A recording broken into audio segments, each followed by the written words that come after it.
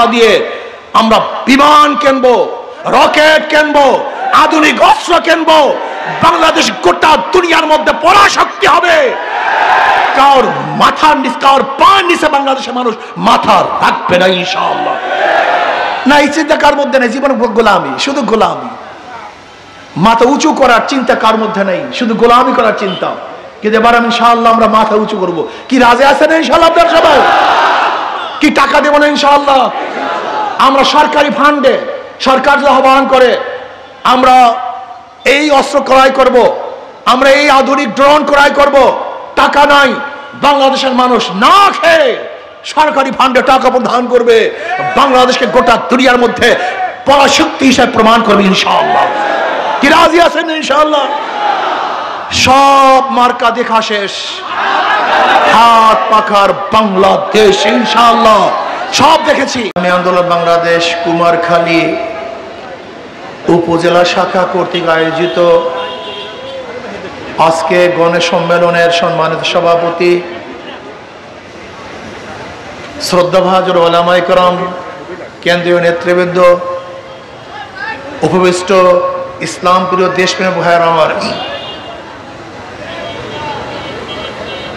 আসলে আমি দুঃখিত এবং লজ্জিত যে বাংলাদেশে 92% মুসলমান ইসলাম বুঝে না,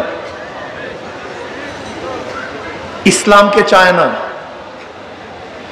ইসলাম কি জিনিস জানে না। আমার নবী আলাইহিস সালাতু ওয়াস সালাম কেন এসেছেন অনেকে বুঝ নাই, জানা নাই। ভাই মাইক কমায় দেন, ব্যাড সাউন্ড না হয়। খাস করে আমি আজকে গরিব বন্ধুদেরকে বলবো, আমার গরিব বাবারা, আপনাদের মুক্তির জন্য জনাব মুহাম্মদ রাসূলুল্লাহ সাল্লাল্লাহু আলাইহি ওয়াসাল্লাম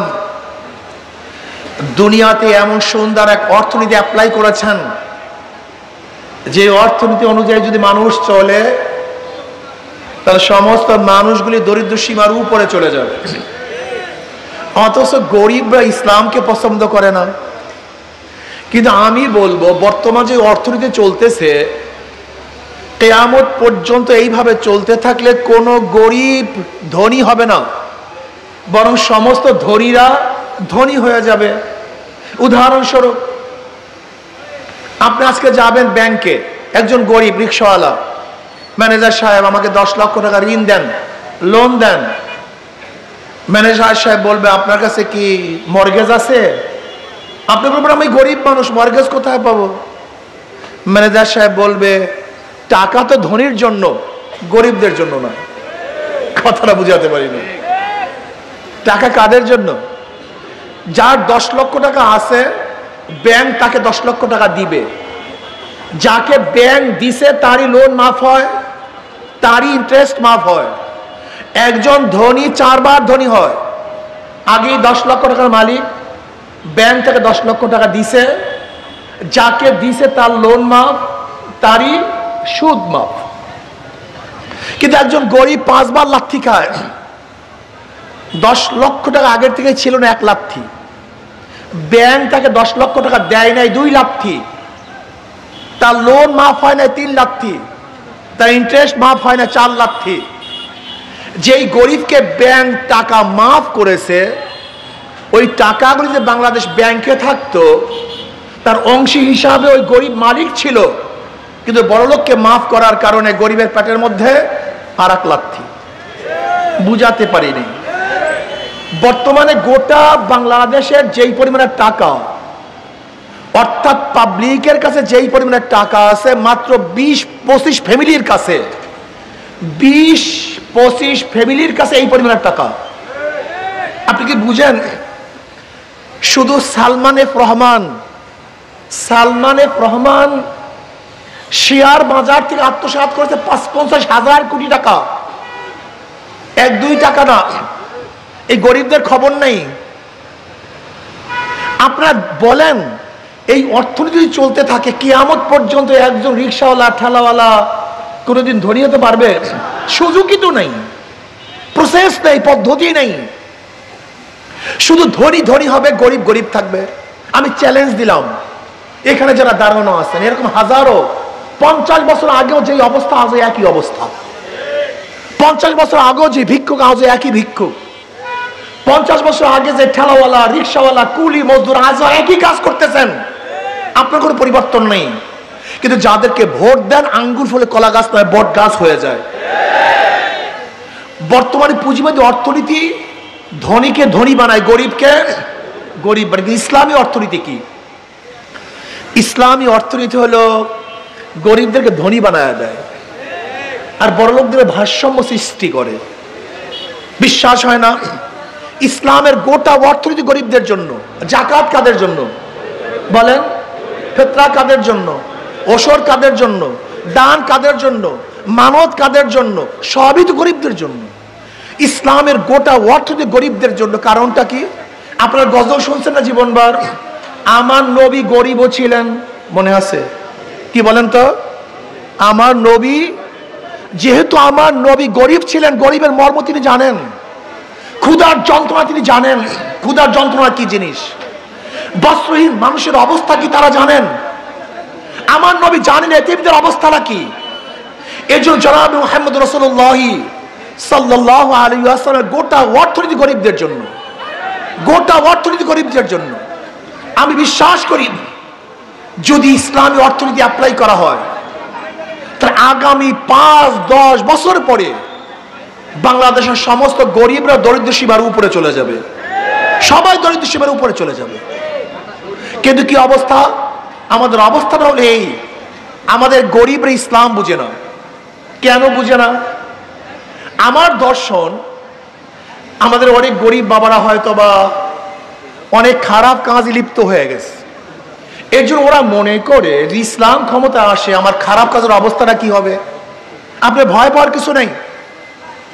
একদিন এক গাঁজাওয়ালা, গাঁজাখোর আমাকে প্রশ্ন করতেছে যে হুজুর ইসলাম যদি ক্ষমতা আসে আমার গাঁজার অবস্থাটা কি হবে। বেটায় খুব চিন্তিত ইসলামের জাগরণ দেখে, আমার গাঁজার অবস্থাটা কি। আমি বললাম বাবা তুমি কি মসজিদে গিয়ে গাঁজা সেবন করতে পারো? বল না। আমি বলি কেন পারো না? কেন? বলে হুজুর পরিবেশ নেই। আমি বললাম দেখো ইসলাম ক্ষমতা আসলে গোটা বাংলাদেশটাই মসজিদের পরিবেশ হয়ে যাবে, তুমি গাঁজা সেবন করতে পারবে না, কোনো সমস্যা আছে? বলে হুজুর তা তো নেই। বিশ্বাস হয় না কথা, আপনাদের কথা বিশ্বাস হয়নি। এখানে যারা দাঁড়ানো আছেন এই পুরো এরিয়ার মধ্যে ধূমপান করেন একজনও নাই এখানে? কথা বলেন না কেন? তাই ধূমপান করছেন না কেন? কথা বলেন। নিষেধ করছি, বাধা দিছি, বলছি, তা আপনি কেন ধূমপান করছেন না? কারণটা কি? আপনি বলেন বুকে হাত দিয়ে, আপনার কি একবার ধূমপান করতে মনে চাইছে? কেন বলেন? পরিবেশ নাই। ঠিক আমরা পরিবেশ সৃষ্টি করব, আমার গাঁজাখোররা গাঁজা সেবন করবে না, আমরা পরিবেশ সৃষ্টি করব মদ পানওয়ালারা মদ পান করবে না, আমরা পরিবেশ সৃষ্টি করব যারা ঘুষখোর ভয় পায় ইসলামকে। আমার ঘুষের অবস্থাটা কি? কোনো টেনশন নাই আপনার, আপনি নিজের থেকে ঘুষ ছেড়ে দিবেন, আপনি ঘুষ খাবেন না। যারা চুরি করে ওরা চিন্তা করেন আমার চুরির অবস্থা কি, আপনি টেনশন করবেন না। আপনি চুরি করবেন কেন? আপনার চুরি করতে হবে কেন? ক্ষুধার জন্য? যদি বাংলাদেশের ইসলামিক কান্ট্রি কোন একজন গরিব ক্ষুধার্ত অবস্থায় থাকে তাহলে সেই অবস্থায় ওই প্রেসিডেন্ট সাহেব, প্রাইম মিনিস্টার সাহেব পেট ভরে খানা খেতে পারে না। ইসলামী নিয়ম, ইসলামের আইন। বাংলাদেশের জনগণ ক্ষুধার্ত থাকবে আর প্রধানমন্ত্রী প্রেসিডেন্ট পেট পুড়ে খানা খাবে, এটা ইসলামের নিয়ম না। বাংলাদেশের গরিবরা বস্ত্রহীন থাকবে আর প্রেসিডেন্ট সাহেব হাজারো বস্ত্র পরবে, ইসলামের নিয়ম না। বাংলাদেশের জনগণ খোলা আকাশের নিচে থাকবে আর প্রেসিডেন্ট সাহেব এসির মধ্যে থাকবে, এটা ইসলামের কানুন না। আপনি কি ভেবেছেন ইসলাম যদি ক্ষমতা আসে আপনার চুরি করতে হবে? কেন চুরি করতে হবে? আপনার ঘরে ঘরে আপনার টাকা পৌঁছে যাবে, আপনার প্রাপ্তি পৌঁছে যাবে, আপনি চুরি করবেন কেন? চুরি করার প্রয়োজন নেই। কিন্তু আমাদের অনেকের সমস্যা, যেহেতু অভ্যাস খারাপ, কারণ যদি ইসলাম ক্ষমতা আসলে আমার সমস্যা হয়ে যাবে। আপনি ভুল বলতেছেন। আমাদের অনেক মানুষ দাড়ি কাটে, অনেকে ভাবি ইসলাম আসলে মনে হয় আমাকে ঘাড় ধরে দাড়ি রাখাবে। বিয়াকুব নাকি আপনি? আপনি মসজিদে ঢুকেন, ইমাম সাহেবকে বলছে যে দাড়ি ছাড়া তুমি মসজিদে ঢুকতে পারবে না। তার মসজিদ সবচেয়ে পবিত্র জায়গা, সেখানে যদি আপনাকে বাধা সৃষ্টি না করে তাহলে গোটা রাষ্ট্রের মধ্যে আপনাকে বাধা দিবে। যে দাঁড়িয়ে খেতে আসতে হবে, এটা কেমন কথা বললেন? আমরা আগেই বলেছি ইসলাম এমন একটা কানুন, একটা নিয়ম যেখানে মানুষগুলো এমনি ভালো হয়ে যায়, বিশ্বাস হয় না। আচ্ছা বলেন তো, অন্য অন্য সংগঠনের এবার জনসভা হলে মারামারির অবস্থাটা কেমন হতো? এই সামনে কে বসবে এর জন্য কয়েক দফা ভালো হয়েছে, চেয়ার নিয়ে ফেকাফেকি হইতো, কথা ঠিক না? ফুল দিয়া নিয়া মারামারি হতো, কথা ঠিক না? কিন্তু দেখেন তো অবস্থাটা কি, এখানে হাজারো সাধারণ মানুষ, সর্বস্তরের মানুষ, কি বুঝলেন? যাদের অনুষ্ঠানের মধ্যে বিশৃঙ্খলতা হয় তারা দেশকে সুশৃঙ্খল করতে পারে না, আর যাদের অনুষ্ঠান সুশৃঙ্খল তারা দেশকে সুশৃঙ্খল করতে পারে। ভাইরা আমার, আমি আশ্চর্য হয়েছে আমার গরিব বন্ধুদেরকে তাকায়া, এ গরিব বাবা, ইসলাম তোমাদের জন্য আসছে, আমরা তোমাদের কথা বলি, তোমরা আমাদেরকে পছন্দ করো না কেন? মা করে মেয়ে মেয়ে, আর মেয়ে করে জানি কি আমি বলবো না, মা করে জিজি আর জিজানি কি কি। আমরা তোমাদের জন্য তোমাদের পাশে দাঁড়াতে চাই, তোমার খেদমত করতে চাই। কেন করতে চাই বলো তো? শোনো, তোমাদের কাছে যে লিডার এরকম বক্তব্য দেওয়ার জন্য আসে তাদেরকে বলবো, আপনি চ্যালেঞ্জ দিয়ে বলেন আপনার রক্তের মধ্যে হারাম আছে কিনা। আর আমরা চ্যালেঞ্জ দিয়ে বলবো রক্তের মধ্যে হারাম নাই, এক ফুটা হারাম রক্ত নাই। আমরা এই বাংলাদেশে হারাম মুক্ত করতে পারবো, আর যাদের আগাগোড়া সব জায়গায় হারাম তারা বাংলাদেশকে হারাম মুক্ত করতে পারবে না। ওদেরকে প্রশ্ন করেন, তোর হাতের মধ্যে জুলুমের রক্ত নেই, খুনের রক্ত নেই, অত্যাচারের কোনো অবস্থা নাই, সাপ নাই, বলতে পারবে? যে লিডারদের হাতের মধ্যে জুলুমের সাপ, হাতের মধ্যে রক্ত, খুনের রক্ত, জুলুম, অত্যাচার, অবিচার, তারা দেশকে জুলুম মুক্ত করবে কিভাবে? আমাকে বলুন তো। মাথা কি খারাপ হয়েছে আপনার? প্রিয় ভাইয়ারা আমার জনগণ বাবারা, একটু কথা শুনেন, মনে বড় দুঃখ। আপনি দেখেছেন আওয়ামী লীগ অনেক উন্নয়ন করেছে, কিন্তু পালাতে বাধ্য হয়েছে কেন বলেন তো? জুলুম, অত্যাচার, অবিচার, চুরি, ডাকাতি, লুটপাট, ধর্ষণ। কিন্তু আজকেও যারা 5ই আগস্টের পরে লুট করতেছে, খুন করতেছে, ধর্ষণ করতেছে, শুধু ধর্ষণ করে না, কলিজা ফেটে যায়, স্বামীকে বেঁধে রেখে বাংলাদেশি স্ত্রীকে ধর্ষণ করবে, এটা বাংলাদেশের মানুষ আর দেখতে চায় না। চাঁদা না দেওয়ার কারণে মা সামনের থেকে যুবককে তুলে নিয়ে হত্যা করবে, বাংলাদেশের মানুষ আর দেখতে চায় না। বাংলাদেশের মানুষ আর দেখতে চায় না অত্যাচার, অবিচার, দখলদারি, চাঁদাবাজি, লুট, তরাস, অন্যায়, অবিচার না। জুলাই আগস্টের আন্দোলন করেছিলাম, বৈষম্য বিরোধী আন্দোলন করেছিলাম, বাংলাদেশের মানুষ শান্তি পাবে, মুক্তি পাবে। আমার শ্রমিকরা অধিকারের জন্য আর আন্দোলন করবে না, আমার বিধবা মারা না খেয়ে থাকবে না, বাংলাদেশের একজন মানুষ বস্ত্রহীন থাকবে না, বাংলাদেশের একটা নাগরিক খোলা আকাশের নিচে আর ঘুমাবে না, আমার বাংলাদেশের কোন মানুষ আর চিন্তাই হবে না, অপহরণ হবে না, বাংলাদেশের একজন মানুষ বিনা অপরাধে জেলে ঢুকে ঢুকে মরবে না, বাংলাদেশের একজন মার বুক আর খালি হবে না, আমার বোন স্বামী হারার আর কান্না কাঁদবে না, আমার বাচ্চারা বাবার জন্য এতিম হিসাবে কাঁদবে না। বাংলাদেশ শান্তি থাকবে, মুক্তি থাকবে, স্বাধীনতা থাকবে, প্রত্যেক অধিকার বাস্তবায়ন হবে। এর জন্য আন্দোলন করেছিলাম, রক্ত দিয়েছিলাম, সামনের কাতার অগ্রসর হয়েছিলাম, নিজের বুককে বুলেটের সামনে পেতে দিয়েছিলাম।